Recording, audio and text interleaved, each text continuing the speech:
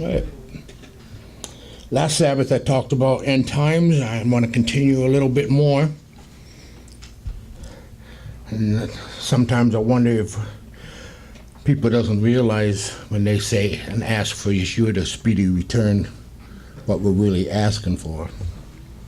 Now there's many views of opinions regarding this, the seals that are in the Revelation.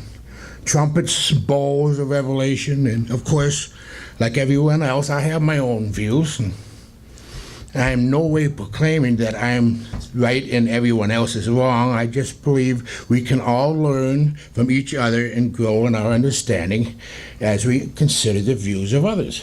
When we look at a picture, you might see something in that picture I don't. I'll say, hey, did you notice this? You say, hey, did you notice this? This is what we're doing when we're reading Scripture. We are looking at a picture. I would like to share my current understanding regarding some of these scriptures in hopes to bring some discussion that can help us all grow in our learning. I say current because it could change. Since I already covered the first 5 trumpets last Sabbath, there are many passages that I do not fully comprehend, and I will not pretend that I do. There's just so much symbolism that I can only speculate at best on some things. Because of this, I simply want to stick to the seals and the possible meanings at this time. So let's start with Revelation chapter 5, verse 1. Then I saw in the right hand of him who sat on the throne a scroll with writing on both sides, and sealed with 7 seals. I saw a mighty angel proclaiming in a loud voice, "Who is worthy to break the seals and open the scroll?" But no one in heaven or on earth or under the earth could open the scrolls or even look inside it. I wept and wept because no one was found who was worthy to open the scroll or look inside. Then one of the elders said to me, "Do not weep. See, the Lion of the tribe of Judah, the Root of David, has triumphed. He is able to open the scroll and its 7 seals." These are verses often overlooked and just passed over. However, there is a critical timepiece given here. If you, in Revelation 5, verse 2 and 3, and I saw a mighty angel proclaiming in a loud voice, "Who is worthy to break the seals and to open the scroll?" But no one in heaven or on earth or under the earth could open the scroll or even look inside of it. No one in heaven. No one on earth. No one under the earth. In other words, in the grave. That's pretty much everywhere, isn't it? Actually, no. This is the critical timepiece that is so often overlooked. Many believe that John is seeing heaven at the time he was in the Spirit. However, I believe that John was taken back in time. He's remembering from the past. I know that may sound strange at first, but stay with me on this one. We know that after the ascension in Acts 1 that Yeshua has been in heaven ever since. Acts 3 verse 20, and that he may send the Messiah who has been appointed for you, even Yeshua. He must remain in heaven until the time comes for Elohim to restore everything, as he promised long ago through his holy prophets. Acts 7:55. But Stephen, full of the Holy Spirit, looked up in heaven and saw the glory of Elohim and Yeshua standing at the right hand of Elohim. In Romans 8:34, who is he that condemns? Messiah Yeshua, who died.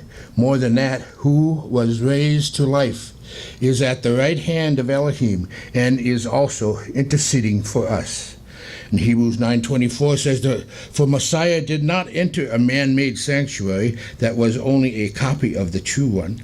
He entered heaven itself, now to appear for us in Elohim's presence. So knowing that he has been in heaven ever since, why is he not in heaven with John when John was in the Spirit as given in Revelation. And I saw a mighty angel proclaiming in a loud voice, "Who is worthy to break open the seals and open the scroll?" But no one was in heaven or on earth or under the earth could open the scroll or even look inside of it. No one. Is that everywhere? Again, not really. Notice it doesn't say below heaven or above earth. There's a gap there. Where was Yeshua? He was in the process of coming to heaven. What John is being shown here is the time just after Acts chapter 1 and verse 9. And after he said this, he was taken up before their very eyes, and a cloud hid him from their sight. John was seeing the past at this very moment. He wasn't seeing the present or even the future. He was seeing the past. No one was in heaven at that moment who could open the scroll. Yeshua wasn't there yet. No one was on earth. Yeshua just left. Or below the earth. He came out of the grave. Who was capable of opening the scroll. The one who was capable of opening the scroll was actually between heaven and earth at that very moment. After that, notice verse 5 and 6. Then one of the elders said to me, "Do not weep. See, the Lion of the tribe of Judah, the Root of David, has triumphed. He is able to open the scroll and the 7 seals." Then I saw a lamb, looking as if it had been slain, standing in the center of the throne, encircled by the 4 living creatures and the elders. He had 7 horns and 7 eyes, which are the 7 spirits of Elohim sent out into all the earth. The Lamb enters the scene. Yeshua, having his scars from being slain on the stake, is now seen in heaven. Revelation 5:7, and he came and he took the scroll from the right hand of him who sat on the throne. And when he had taken it, the 4 living creatures and the 24 elders fell down before the Lamb. Each one had a harp, and they were holding golden bowls full of incense, which are the prayers of the saints. And they sang a new song. "You are worthy to take the scroll and to open its seals, because you were slain, and with your blood you purchased men for Elohim from every tribe and language and people and nation. You have made them to be a kingdom and priests to serve our Elohim, and they will reign on the earth." Then I looked and heard the voice of many angels, numbering thousands upon thousands and 10,000s times 10,000s. They encircled the throne and the living creatures and the elders. In a loud voice they sang, "Worthy is the Lamb who was slain to receive power and wealth and wisdom and strength and honor and glory and praise."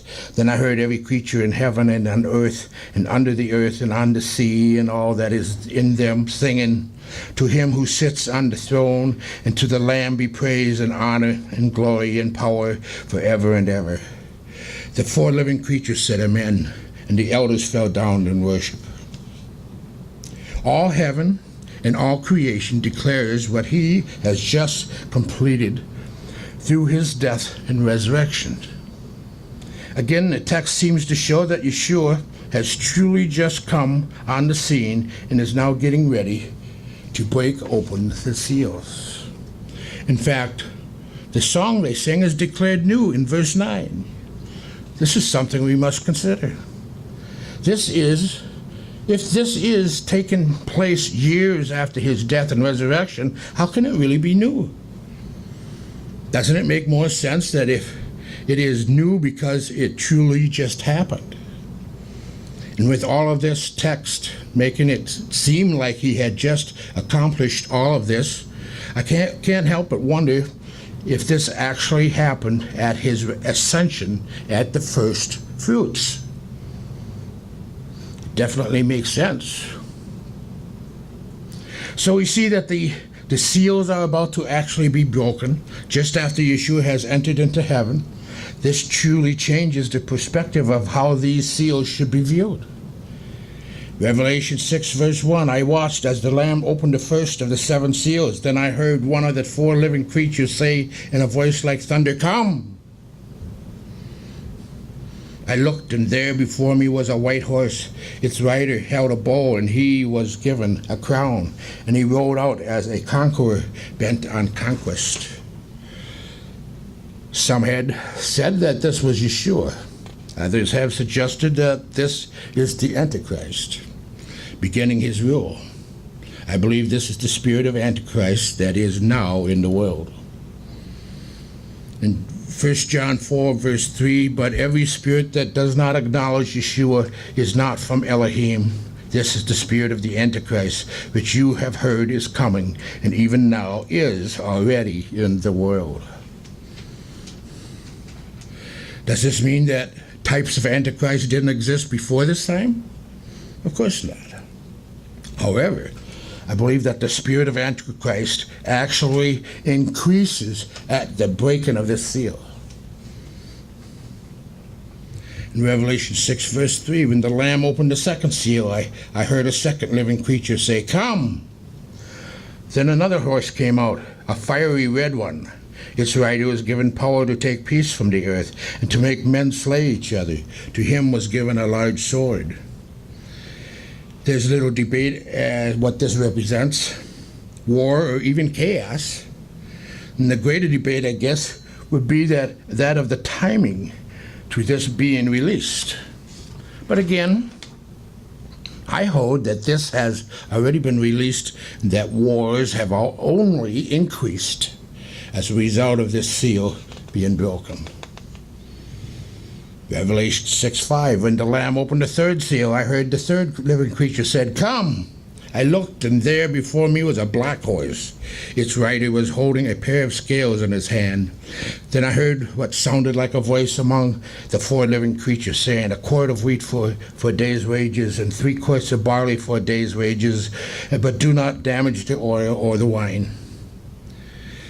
Again, there's little debate as to the meaning of this seal.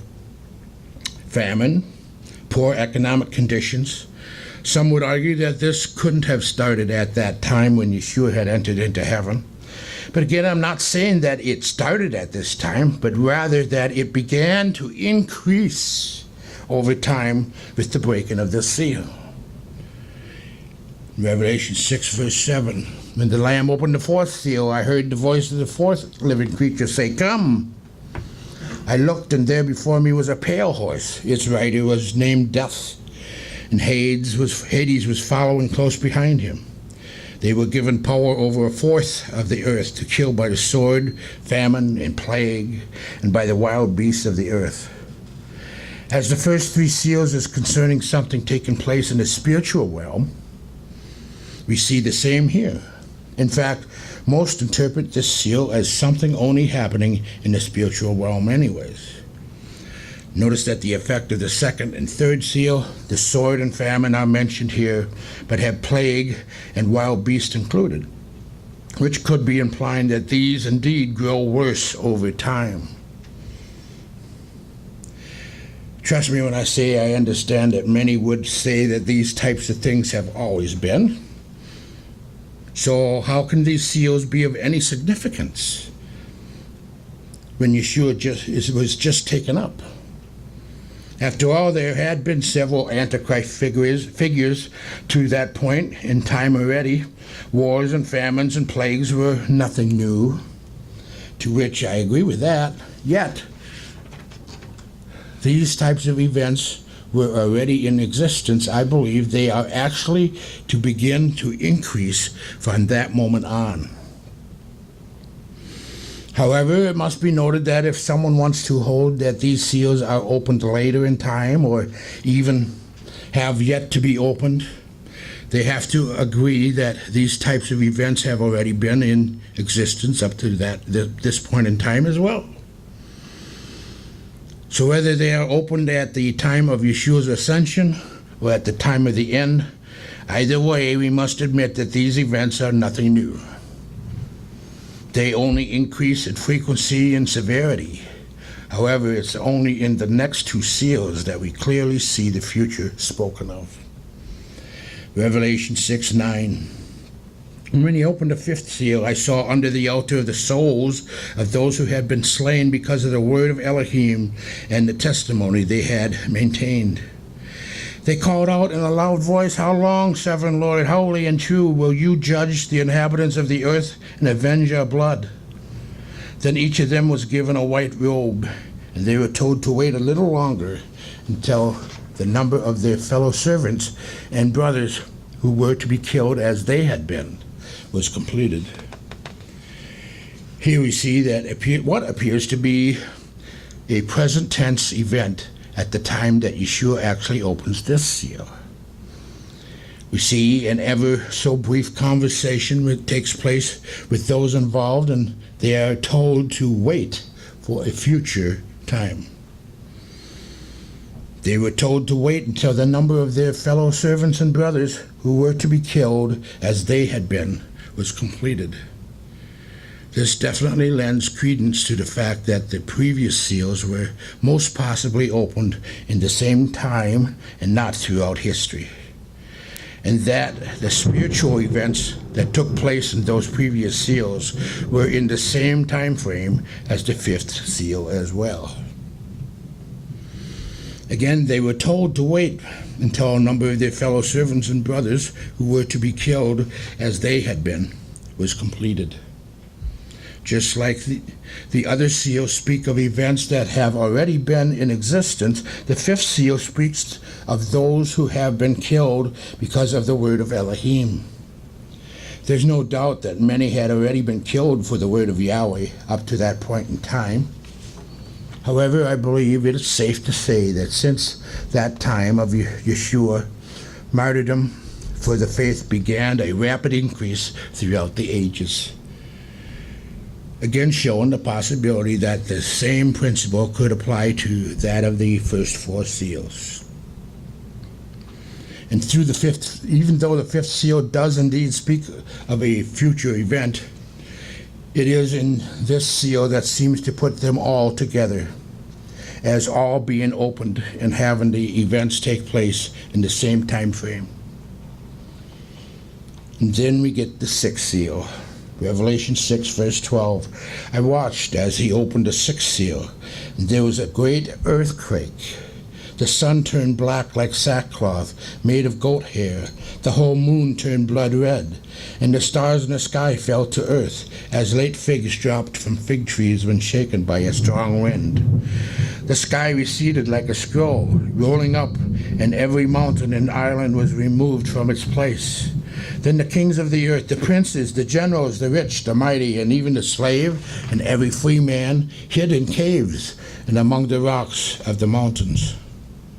They called on the mountains and the rocks, "Fall on us and hide us from the face of him who sits on the throne and from the wrath of the Lamb. For the great day of their wrath has come, and who can stand?" Here we see what many refer to as the day of the Lord. But I am not so sure with that interpretation.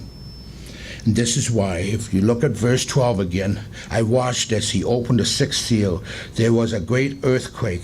The sun turned black like sackcloth, made of goat's hair, and the whole moon turned blood red. Notice that it says that the sun is turned black and the moon is turned to blood. According to Joel, this happens before. It happens before the day of the Lord and not on it. Joel 2, verse 31. The sun returned to darkness and the moon to blood before the coming of the great and dreadful day of Yahweh. So from Joel alone, we see this doesn't line up as being the return of Yeshua. Yeshua himself says what will happen at his return in Matthew 24, verse 29. Immediately after the distresses of those days, the sun will be darkened, the moon will not give its light, the stars will fall from the sky, and the heavenly bodies will be shaken. At that time, the sign of the Son of Man will appear in the sky, and all the nations of the earth will mourn. They will see the Son of Man coming on the clouds of the sky with power and great glory. At his return, we see that the sun is only darkened and the moon will not give its light at all. So clearly this seal is not discussing the Lord's return. Another perspective on this is verse 15 through 17. Revelation 6:15.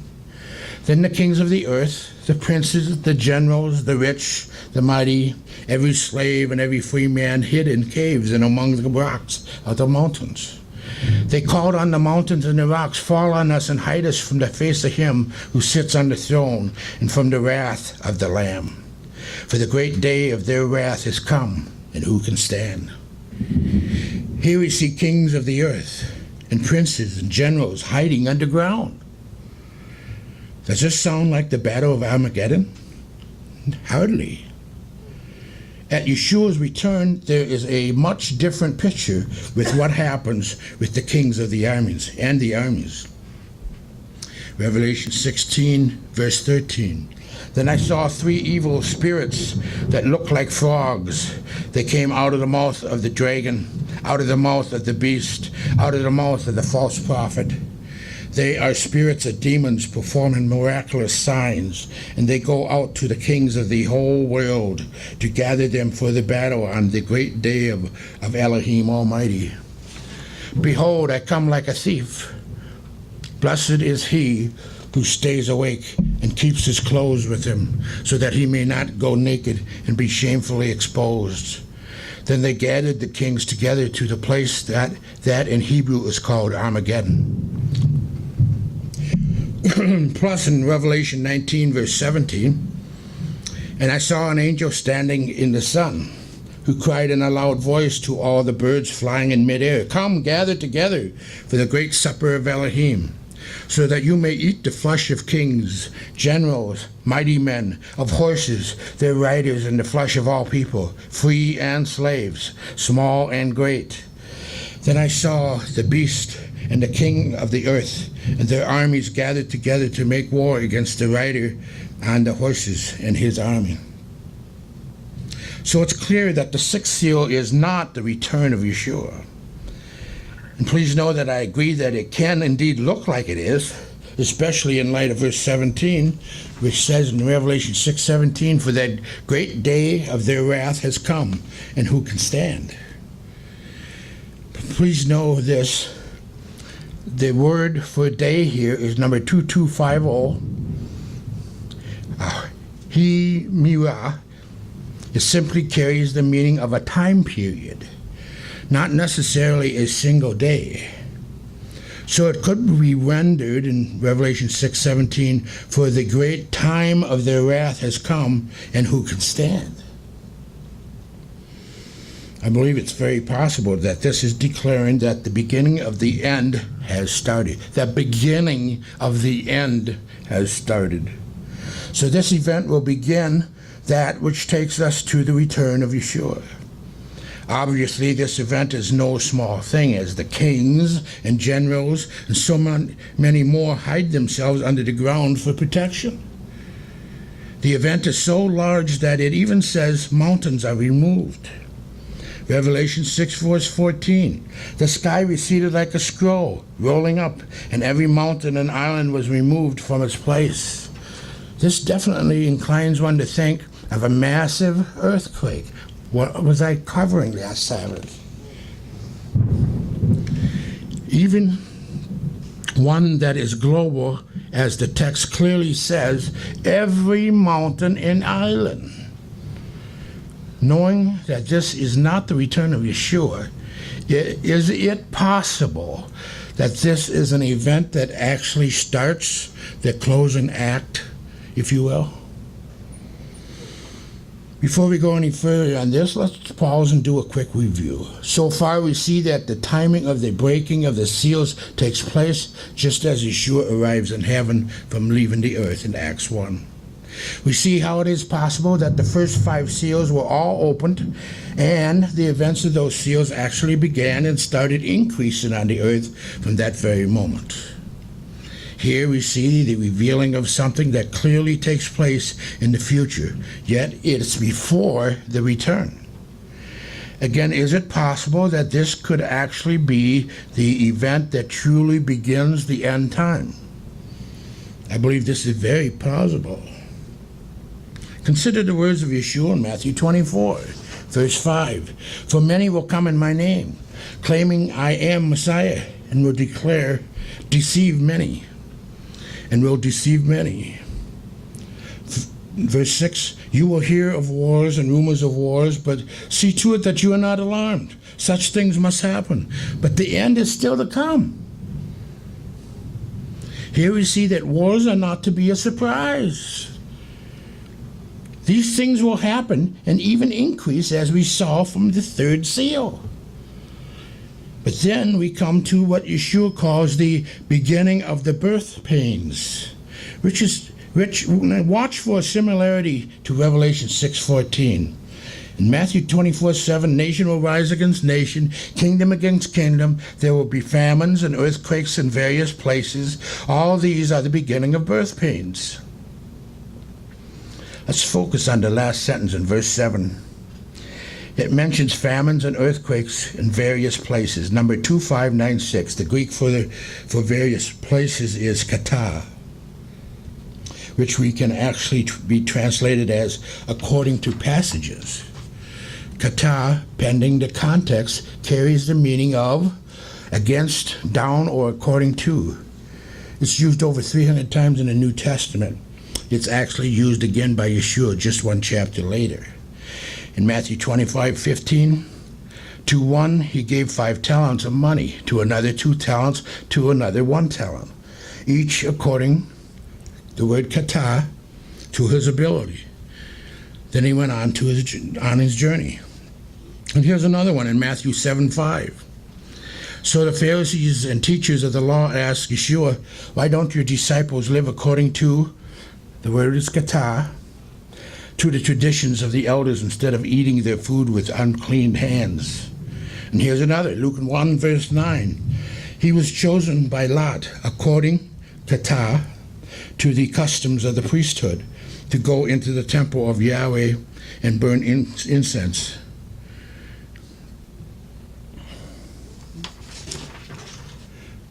So, the other two, let's see, in Acts 27 regarding a journey of Paul, which clearly has the context of referring to a place or position. But it's the context of Matthew, Mark, and Luke that is in question. It's clear that kata does not mean various, but rather in or according to. Does it not make more sense that Yeshua would be referring to scripture from the prophets? So this part of the sentence that Yeshua said can actually be rendered, there will be famines and earthquakes according to the passages. But the point here, Yeshua said that earthquakes would be considered part of the beginning of the birth pains for the end times. This would parallel that of Revelation 6:14, but Revelation 6:14 is clearly discussing something on a global scale. If Yeshua is indeed referring to passages of the prophets regarding these earthquakes, are there any passages in the prophets that refer to earthquakes on a global scale? Something that could tie Revelation 6:14 together with Matthew 24:7? Possibly. In fact, a whole chapter in Isaiah. I'm only going to read a part of it, but I encourage you to read it all for yourself. Isaiah 24 verse 19, the earth is broken up, the earth is split asunder, the earth is thoroughly shaken, the earth reels like a drunkard, it sways like a hut in the wind. So heavy upon it is the guilt of the rebellion that it falls, never to rise again. In that day Yahweh will punish the powers in the heavens above and the kings on the earth below. Not only do we see the global earthquakes, but we see punishments to kings. The very thing that we see kings running from in Revelation 6:15. Now consider the last verse in this chapter, in Isaiah 24 verse 23. The moon will be abashed, the sun ashamed, for Yahweh Almighty will reign on Mount Zion and in Jerusalem, and before its elders gloriously. At first glance, this would seem to make us think that this event is at the return of Yeshua. But so did Revelation 6. They both carry the meaning to be ashamed, but they are indeed two different words. The last part of the verse says, for Yahweh Almighty will reign on Mount Zion and in Jerusalem, and before its elders gloriously. This does indeed seem to imply that this is referring to the return of Yeshua. However, this can easily be a statement that is simply looking forward to that day and not declaring that it has arrived as a result. This is not uncommon to have such a statement made surrounding such passages. What leads to this conclusion regarding Isaiah 24? Well, we see that the intent of this event is not in the return of Yeshua, but rather something different. It's given to us in the first few verses in chapter Isaiah 24, verse 1, 2, and 3. See, Yahweh is going to lay waste the earth and devastate it. He will ruin its face and scatter its inhabitants. It will be the same for priests as for people, for masters as for servants, for mistresses as for maid, for seller as for buyer, for borrower as for lender, for debtor as for creditor. The earth will be completely laid waste and totally plundered. Yahweh has spoken this word. Verse 1 alone shows that the inhabitants of the earth are scattered at this event. At Yeshua's return, he gathers and destroys. There is no scattering. This describes a global earthquake that will devastate all, something that fits perfectly at the beginning of the birth pains to usher in the days of the Antichrist. Verse 5 and 6 also lets us know why that judgment comes. Isaiah 24:5, the earth is defiled by its people. They have disobeyed the laws, violated the statutes, and broken the everlasting covenant. Where are you going to find all this? People don't want to believe the scriptures, the Torah. It's all done away. It's just a book. Well, they're going to be punished for it. Therefore, a curse consumes the earth. Its people must bear their guilt. Therefore, earth's inhabitants are burnt up, and very few are left. A global earthquake that starts off the curse in the end times where people must bear their guilt. Could this be what Yeshua was referring to in Matthew 24? But Yeshua also mentions other things in Matthew 24, verse 7 and 8. Nation will rise against nation, and kingdom against kingdom. There will be famines and earthquakes in various places. All these are the beginning of birth pains. Nation against nation and kingdom against kingdom. The odd thing here is that he just gets done telling us that we will hear of wars and rumors of wars, but that we are not to be alarmed. He said these things must happen, but the end is still to come. Matthew 24:6, you will hear of wars and rumors of wars, but see to it that you are not alarmed. Such things must happen, but the end is still to come. So what's the difference with nation against nation and kingdom against kingdom compared to wars and rumors of wars? First, we must note that nation against nation and kingdom against kingdom are singular against singular in both cases. Nation, number 1484, the Greek is ethnos, meaning nation, people, and Gentile. And then kingdom is number 932, basilican, meaning actual kingdom. Yeshua distinguishes between nation and kingdoms. He even keeps them singular in the text, implying there will be one specific nation against another specific nation, one specific kingdom against another specific kingdom. Could these two nations that will be at war be the nation of Ishmael, possibly being Islam against the nation of Israel through Isaac? Could these two kingdoms be the kingdoms of the enemy against the kingdom of Yahweh? Mind you, this is only speculation, but it does seem to be plausible, and only makes sense that this would be what starts the end times off. It seems to parallel with the sixth seal of Revelation. Again, the sixth seal seems to be the trigger that starts the end times in motion. After the sixth seal of Revelation, we see chapter 7 takes a break and separates the sixth and seventh seals. So let's continue to the seventh seal, which starts in Revelation chapter 8. And as we will see in a moment, the breaking of the seventh seal is actually the revealing of the seven trumpets. I believe the seven seals is quite possible the details spelled out of the events that take place on the eighth seal. Or the sixth seal, I'm sorry. Sounds strange, I know, but this really isn't that uncommon. Consider the creation story. We go through the days of creation and we see that Elohim creates a man on the sixth day. In Genesis chapter 1, verse 27, so Elohim created man in his own image. In the image of Elohim, he created him, male and female, he created them. But not as much really given about it. It was the sixth day, and we take it as it is. But when we come to the second chapter, we find detailed accounts.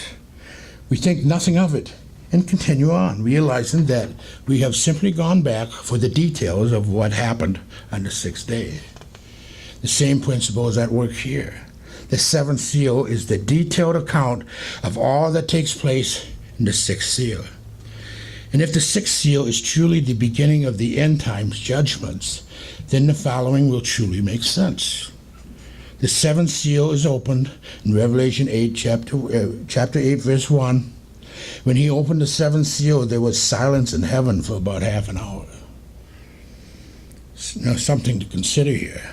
When Yahweh deals in time, he's usually very specific. In fact, I currently can't think of any other time frame given, especially regarding prophecy, where it says about or close to. In regards to prophecy, it seems to most always be specific and exact. So I can't help but think that the focus here is not to be on the words about half an hour, but rather the silence. Revelation 8:1, and when he opened the seventh seal, there was silence in heaven for about half an hour. Consider this one, Romans chapter 3, verse 19. Now we know that whatever the law says, it says to those who are under the law, so that every mouth may be silenced, and the whole world held accountable to Elohim. Could this be that at this half hour in silence in heaven, Elohim is slamming his gavel down, saying, "Order in the court"? Giving all one last chance to come clean, to make it right before the judgment begins? Which makes sense, since the trumpets are judgments and take place after this half hour. Yahweh is the same yesterday, today, and forever. Deuteronomy 20, verse 10. When you march up to attack a city, make its people an offer of peace. If they refuse to make peace and they engage you in battle, lay siege to that city. Here we see specific instruction for Israel to offer peace before engaging into battle. Now granted, there were several cities that Elohim gave clear instruction to go in and wipe out the city, animals and all, and there were indeed reasons for those cities to be wiped out, like so. But as a whole, peace was to be offered beforehand. The same light, consider the following. This may seem strange at first, but stay with me. In Luke 14, verse 31. Suppose a king is about to go to war against another king. Will he not first sit down and consider whether he is able with 10,000 men to oppose the one coming against him with 20,000? If he is not able, he will send a delegation while the other is still a long way off, and will ask for terms of peace. In the same way, any of you who does not give up everything he has cannot be my disciples. Look again at verse 33. In the same way, any of you, Yahweh is the one coming to make war here in Revelation chapter 8. According to Deuteronomy 20, he will offer his peace one last time. If the world does not accept his terms of peace, they will face judgment, and judgment will begin. This lines up also with Ezekiel 18, verse 32. For I take no pleasure in the death of anyone, declares the sovereign Yahweh. Repent and live. In my opinion, there is more harmony in the scriptures and far more evidence pointing to this line of reasoning as to the silence bearing the significance here and not so much the half hour. It is from here, Revelation 8, that we see the 7 angels with the 7 trumpets come forward. Just before the angels blow their trumpets, verse 3 through 5 explain that another angel comes forward. He hurls a censer filled with fire from the altar in heaven down to earth, resulting in an earthquake taking place. We then see the trumpets follow. So peace was just offered, the trumpets begin. Let's not forget that trumpets are also used to signify war. Could these trumpets be the declaration of war? With that in mind, consider the following verse in Jeremiah that may parallels with the global earthquake found in Isaiah 24. Jeremiah 4, verse 19, oh, my anguish, I writhe in pain. Oh, the agony of my heart pounds within me. I cannot keep silent, for I have heard the sound of the trumpet. I have heard the battle cry. Disaster follows disaster. The whole land lies in ruins. In an instant, my tents are destroyed, my shelter in a moment. This could imply the timing being that of tabernacles. Jeremiah 4, verse 20, disaster follows disasters. The whole land lies in ruins. In an instant, my tents are destroyed, my shelter in a moment. How long must I see the battle standard and hear the sound of a trumpet? Why is he hearing the trumpet so much? Could it be that these are the first 5 trumpets of Revelation that take one after the other in one day? Jeremiah 4:22. My people are fools. They do not know me. They are senseless children. They have no understanding. They are skilled in doing evil. They know not how to do good.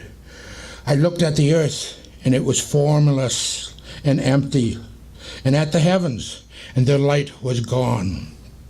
I looked at the mountains, and they were quaking. All the hills were swaying. I looked, and there were no people. Every bird in the sky had flown away. I looked, and the fruitful land was a desert. All of its towns lay in ruins before Yahweh, before his fierce anger. This is what Yahweh says: the whole land will be ruined, even though I will not destroy it completely. Therefore the earth will mourn, and the heavens above grow dark, because I have spoken and I will not relent. I have decided and will not turn back. There is no doubt that this can easily be seen as a parallel to Isaiah 24, and can truly tie Isaiah 24 to the first 5 trumpets in Revelation. But is there a way for us to know that what day all of this could actually occur? Not specifically. However, we know that the Father shows and reveals his hand in patterns, most often in conjunction with his feast days. For example, we all know that deliverance came to Israel in Egypt on the first day of unleavened bread. But is this the only deliverance we see on the first day of unleavened bread? Possibly not. Consider what happened in Lot and Sodom. We know that 2 angels came to deliver him. In Genesis 19, verse 1. The 2 angels arrived at Sodom in the evening. Lot was sitting in the gateway of the city. When he saw them, he got up to meet them and bowed down with his face to the ground. My lords, he said, please turn aside into your servant's house. You can wash your feet and spend the night. then go your way early in the morning." "No," they answered, "we will spend the night in the square." But he insisted so strongly that they did go with him and entered into his house. He prepared a meal for them, baking bread without yeast, and they ate. First in verse 1 we note that it was in the evening. And then in verse 3 he prepared a meal for them. But it wasn't just a regular meal. Specifically, it says bread without yeast. When is bread made without yeast for one following Yahweh? The Feast of Unleavened Bread. It is very plausible that the phrase "baking bread without yeast" was simply added to let us know what time it actually was. The same way as when you hear turkey and dressing, Turkey Day. We all know what that means. Thanksgiving. With verse 1 showing us it was the evening, it could indicate that it was the beginning of the first day of unleavened bread, simply because early in that day we know that Abraham prepared a meal with bread in chapter 18, verse 5 through 8. Further evidence that points to this being possible is that the conversation with Abraham, he was told that at the same time next year Sarah will have a son. In Genesis 18:14. "Is anything too hard for Yahweh? I will return to you at the appointed time next year, and Sarah will have a son." The Hebrew word for appointed is moed, which is the same word used in referring to the feast days of Yahweh. It's very possible that this evening was the start of unleavened bread. That next morning we see the deliverance of Lot and his family from Sodom. Again, showing deliverance on the first day of unleavened bread, referred to by some as Passover. This is also why many believe that the 1,260 days of protection for the woman in Revelation 12 actually begins on this day. Why do I say this? Because we know that the Father shows and reveals his hand in patterns, and most often in conjunction with his feast days. Many struggle with this. They say that the Father didn't have feast days until Moses with the written law, but however, Yahweh's law is forever.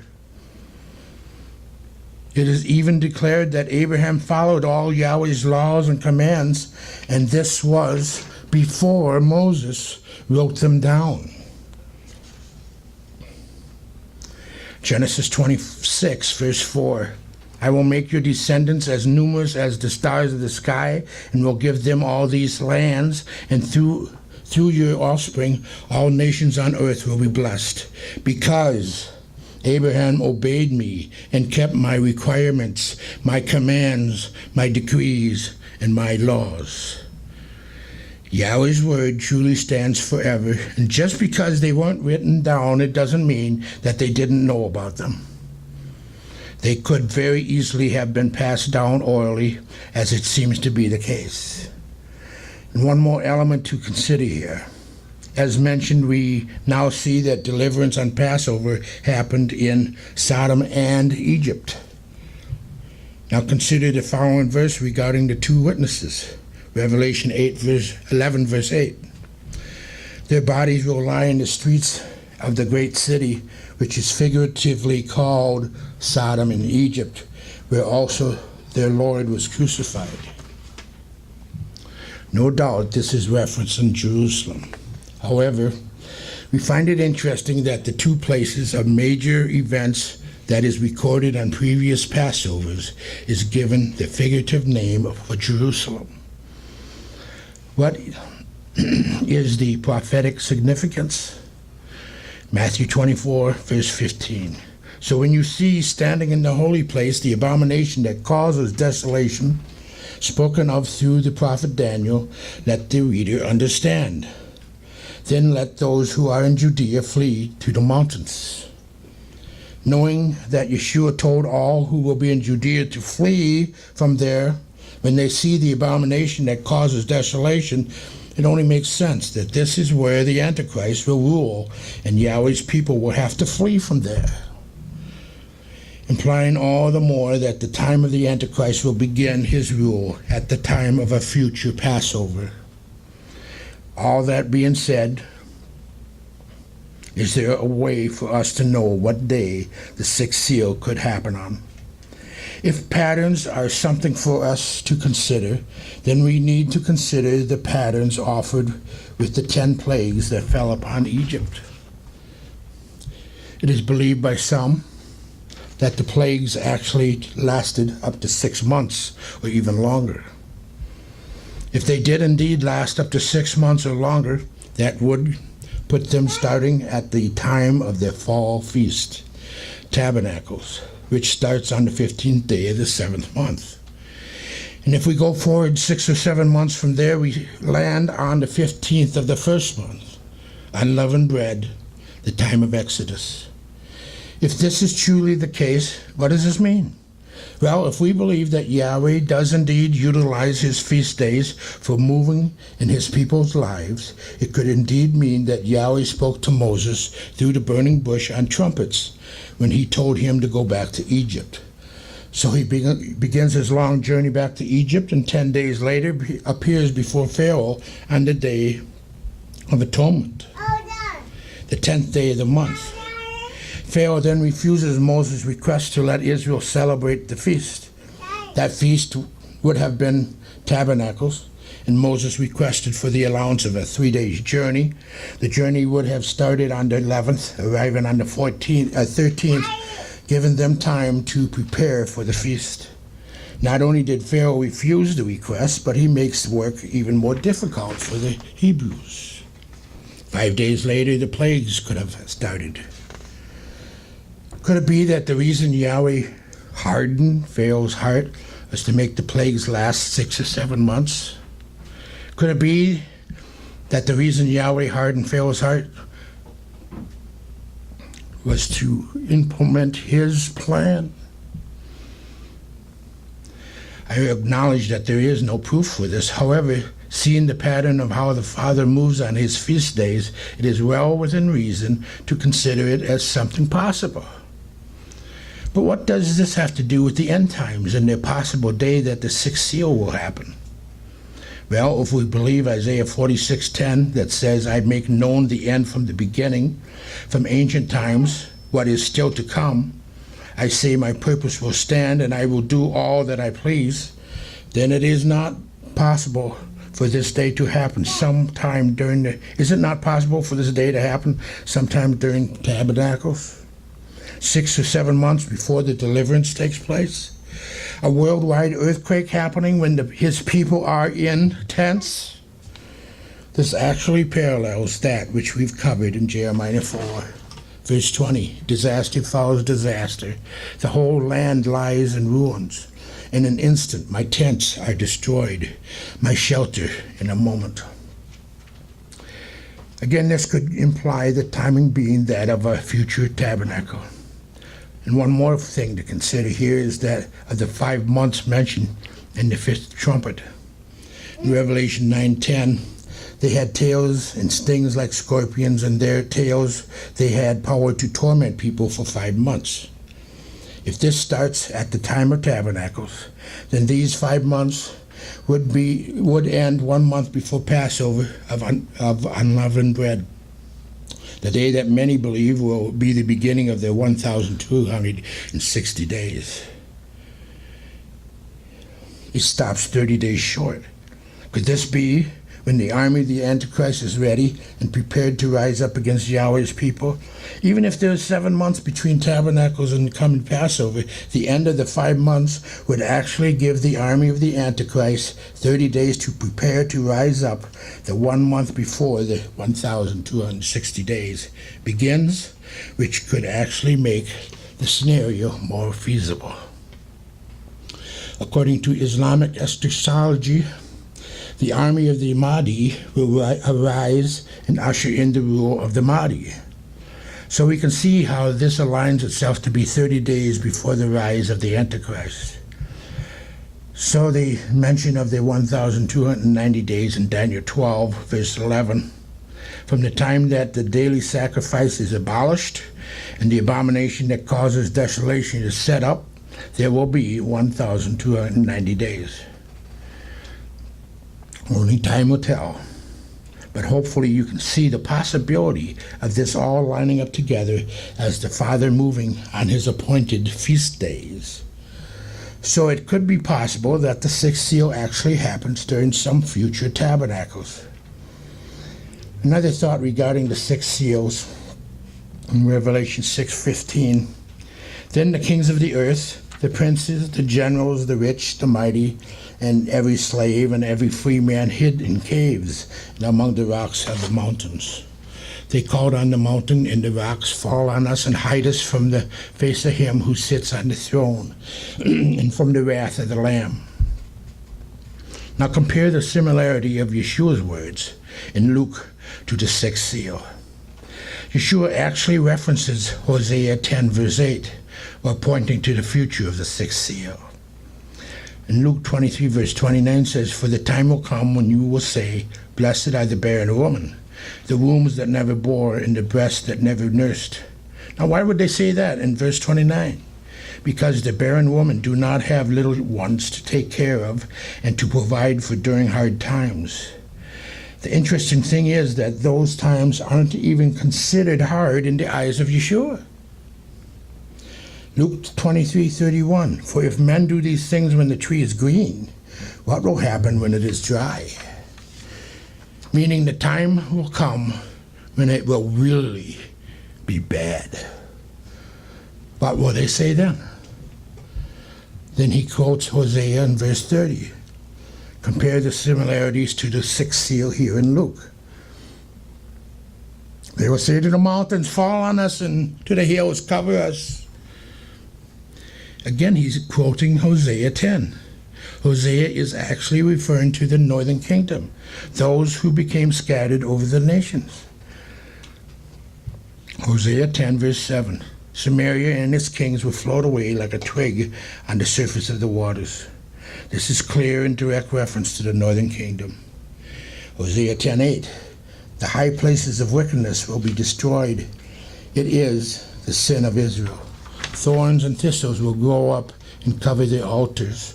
Then they will say to the mountains, 'Cover us,' and to the hills, 'Fall on us.' Since the days of Gibeah, you have sinned, O Israel, and there you have remained. Did not war overtake the evildoers in Gibeah? When I please, I will punish them. Nation will be gathered against them to put them in bonds for their double sin." There's little doubt that this prophecy was regarding Israel in the current day of Hosea, as we know that Israel had taken captive to Syria. Truly, the curses of Deuteronomy 27 came down upon them. However, we see that clearly Yeshua referencing to these verses, and they parallel those of the sixth seal, implying a cyclical pattern. In Isaiah 46:10, "It was the northern kingdom that never returned. They were dispersed among the nations because of their rebellion. Yet now that curse had been lifted, and the law is being revealed to all of his people once again. And now we see that his people are either accepting it or rejecting it, all over again. So now his people reject his law again. The double sin will be punished as in the first sin. The curses of Deuteronomy 27 mirror most of what happens in the tribulation that we find in Revelation. Again, this is also implied at the beginning of Isaiah 24 concerning the global earthquake that is still yet to happen. Isaiah 24:5, "The earth is defiled by its people. They have disobeyed the laws, violated the statutes, and broken the everlasting covenant. Therefore a curse consumes the earth. Its people must bear their guilt. Therefore the earth's inhabitants are burnt up, and very few are left." This shows us the reason for the event is not the return of Yeshua, but rather for the curses to begin because of the sins of the people, that being the double sin or the second sin of the people. The double sin and the second sin, pending the context, it would be ordinal or collective. Could the tribulation be the punishment that comes on his people for rejecting his commands again? Doesn't this parallel what is written in Isaiah 46:10? I make known the end from the beginning, from ancient times, what is still to come. I say my purpose will stand, and I will do all that I please. It's interesting that Hosea specifically mentions since the days of Gibeah. This is a reference to Judges 20 and 21. Here we find it in verse 25, Judges 21:25. In these days Israel had no king. Everyone did as he saw fit. Why is this important? Because again, we have no king at this time over Israel. Now compare this end-time prophecy from Hosea 3, verse 4. For the Israelites will live many days without king or prince, without sacrifice or sacred stones, or without ephod or idol. Afterward, the Israelites will return and seek Yahweh their Elohim and David their king. They will come trembling to Yahweh and to his blessings in the last days. This is prophesied long after they lived without a king, as in the days of Gibeah. The days of Gibeah were before a king was ever established. So this is a prophecy of future days ahead, before Yeshua comes and reigns as a king. Again, the reference of Yeshua in Luke 23, verse 30, clearly points to Hosea 10, in referencing the days ahead of the sixth seal. With Hosea mentioning the second sin, we can't help but ponder the curses of Deuteronomy 27 will fall on his people a second time through the tribulation because of rejecting his law again. So as we stated, there is really no way of confirming what day the sixth seal may happen on. That being said, I believe there could be a hint given to us in Isaiah 24. This whole chapter is regarding this global earthquake. Yet in the middle of the chapter, between all the chaos, we find these verses. Isaiah 24:14. They raise their voices, they shout for joy. From the west they acclaim about Yahweh's majesty. Therefore in the east they give glory to Yahweh, exalt the name of Yahweh, the Elohim of Israel. In the islands of the sea, from the ends of the earth we hear singing, glory to righteous one. But I said, I waste away, woe to me, the treacherous betray. With treachery, the treacherous betray. This is given right in the middle of it all. It would appear that these people are declaring the praises of Yahweh, implying that they are followers of his way. However, Isaiah makes it very clear that these are not what they appear. He declares, but I said, I waste away, woe to me, the treacherous betray. With treachery, the treacherous betray. What does that mean? Meaning their lives betray what their mouth declares. Today many claim the glory of the Father but do not walk in his ways. In fact, they mock his ways and scorn his Torah even though they sing his praises. Even though they are passionate about their worship to Elohim in their own ways, their lives betray what they sing as they reject his eternal Torah. In fact, today parallels much of what we see in the days of Gibeah, as mentioned earlier. In those days, Israel had no king. Everyone did as he saw fit. In those days, Israel had no king. There's only one day that I can think of that those who reject his Torah actually gather together to sing his praises as they see fit. And what day is that? Sunday. Could this really be a hint that Isaiah is referring to? That all the earth will quake on that day of the week? That those who reject his Torah gather together to actually sing his praises as described in verse 14 through 16? Again, there's really no way to know for sure, but it does seem to fit. Yet again, I encourage you to read all of Isaiah 24 to grab the whole picture for yourself. There's so much for us to consider as we continue to grow. May we always be open to digging and learning. Yahweh bless us.